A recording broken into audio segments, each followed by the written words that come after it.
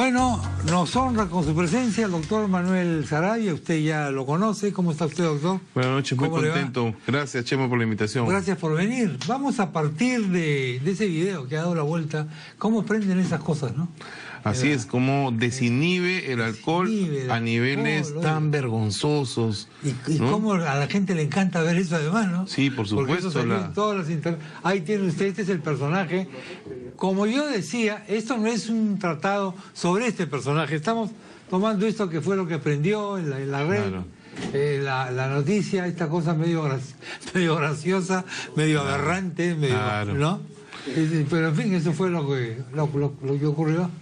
Que lamentablemente es un punto de referencia. Es un punto de referencia, no lo tome a mal. Para ver los efectos, ¿no? Si esta dama está viendo el programa, pues no lo tome a mal, pero... claro.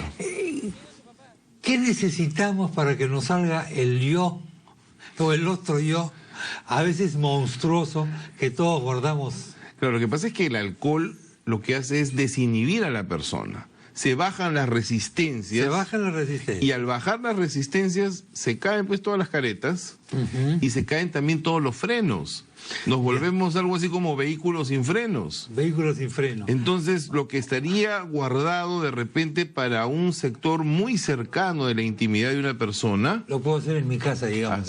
Así es. Y no pasaría nada. Y con una persona de mucha confianza. Claro. Y sería una experiencia hasta graciosa. Graciosa, claro. Sin embargo, en televisión nacional, en plena calle, y conduciendo un vehículo donde representa un peligro para la salud pública... Creo que usted ha tocado la tecla de lo que es el punto, ¿no? O sea, si yo hago esto en mi casa, es gracioso. Sí, claro.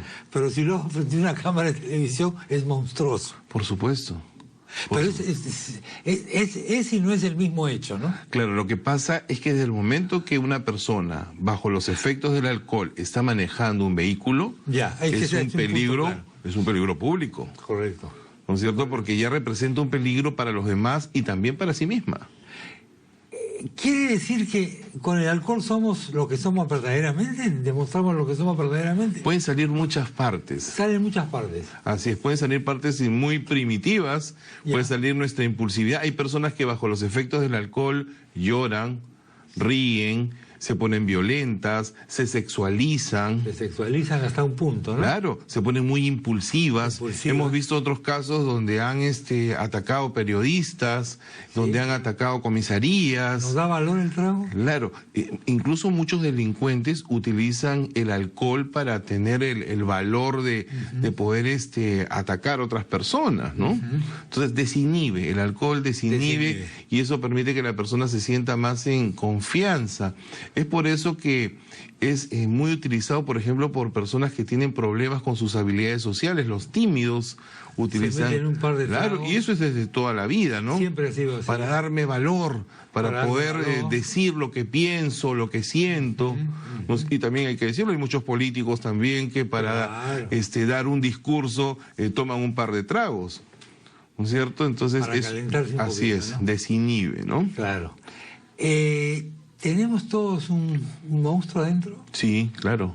Y ese monstruo está esperando solamente la oportunidad para salir, para emerger, ¿no? Y el alcohol puede sacar lo peor de nosotros. El alcohol puede sacar lo peor. El alcohol está relacionado directamente con la violencia, por ejemplo. Sí. Ahora que vemos tanta violencia en nuestro país, y violencia contra la mujer, por ejemplo, muchos de los casos de violencia tienen una directa relación con el alcohol. El marido se mete 3 tragos y se acabó. Sí.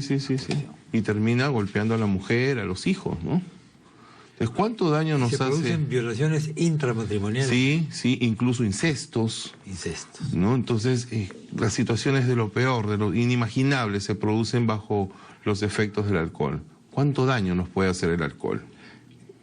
¿Y qué pasaría si prohibiésemos el alcohol? ¿Tomaríamos escondidas? Sí, lo que pasaba antiguamente, ¿no? Claro, con la ley. Lo que pasa es que depende mucho el tipo de personalidad, depende mucho el momento en el que se encuentra la persona, y en todas las personas, porque también hay que decirlo, no tiene el mismo efecto. Hay personas que pueden tomar de repente un vino después de la comida y no pasa nada. O personas que pueden tomar un trago y tampoco les pasa nada. ¿Puedo yo tener una predisposición genética o biológica a que con un par de tragos me comporte de una manera terrible, monstruosa, sí, digamos, sí, y claro, a otros no le afecta mucho el trago. Así es. O por lo menos no toque esa tecla del cerebro. Así es, efectivamente. Has hecho una pregunta muy, muy importante, porque sí existe una predisposición genética donde a todas las personas no les afecta el alcohol de la misma forma. Claro. Hay personas que con pequeñas dosis de alcohol tienen grandes efectos, ¿no? Eso sí puede ocurrir. A otros se le trepa rápido, esta frase común, se me trepó, y a otros de repente no les pasa nada, a otros simplemente les produce sueño y un bostezan. O están un poquito alegres y nada más. Claro, un par de sonrisas. ¿Pasa lo mismo con otras drogas, como la cocaína, por ejemplo, o la pasta básica de cocaína? Por ejemplo, hay dos personas iguales. La misma educación, la misma alimentación, el mismo no sé qué. Y uno es cocainómano y otro no. Claro, lo que pasa, ponemos a dos personas. Uno es hijo de adicto, el otro no. El que es hijo de adicto o de alcohólico tiene desde un punto de vista genético más posibilidades de enganchar en el consumo que el que no tiene antecedentes, digamos, en su historia familiar con adicciones. Por ejemplo, son dos tipos exactamente iguales, toman un trago al mismo tiempo, uno lo deja y otro sigue tomando. Sí, así es. Uno de repente dice, vamos a tomarnos 2 cervezas. Claro. Toma 2 cervezas y se va. El otro... 2 más. Sí, y 2 más con otra persona, y 2 más con otra persona, y termina hasta el día siguiente. Es incapacidad para abstenerse e incapacidad para detenerse. Una vez que comenzó con la ingesta de alcohol, ya no puede parar. No puede parar, pues. Es como el que fuma, y yo lo digo como fumador que he sido, cigarrillos en cadena. Así es. Cigarrillos en cadena. Y un momento en que uno consume de manera compulsiva. Cosa que no me ocurría con el trago. Ahora tampoco tomo, pero dejar de tomar para mí fue algo tonto. No hubo tanto esfuerzo, claro. Pero dejar de fumar. Claro. O sea, cada uno encuentra su droga, ¿no? En un momento determinado. Sí. Así claro, como cada uno encuentra su media naranja, dicen, después de muchos pericuetos, encuentra su respectiva droga, ¿no? Pero, qué importante en este caso que las personas tomen conciencia de que tomar y manejar no es una buena combinación. Sí, claro, es terrible. Las consecuencias son terribles, así es, mortales. O hacer el ridículo. Sí, claro. Que a veces es peor que morir. Sí. Para muchos es peor que morir. ¿Por qué nos fascina ver estas cosas? O sea, ¿por qué nos encanta ver el tipo que pierde los papeles, el tipo que hace el ridículo, el que toma, el otro, etcétera? Es parte del morbo, ¿no? El morbo. Es parte del morbo que nos, de alguna forma, nos divierte. Es como una tragicomedia al final y la realidad, como dicen, supera la ficción, ¿no? Sí. Oiga, es lo que nos pasa también cuando nos reímos de la desgracia ajena un poco. Sí, claro. Y se ha vuelto parte ya de nuestra cultura, ¿no? El acostumbrarnos a hacer una suerte de catarsis en la desgracia ajena. Exactamente. ¿No? Estamos en el balcón de nuestra conciencia, digamos, o de nuestra subconsciencia, mirando abajo, esperando que alguien pise el plátano que hemos colocado ahí. La cáscara del plátano, que lo hemos puesto nosotros o que alguien lo puso ahí. Y se cae, y se rompe la crisma, y nos produce una gran risa. Sí.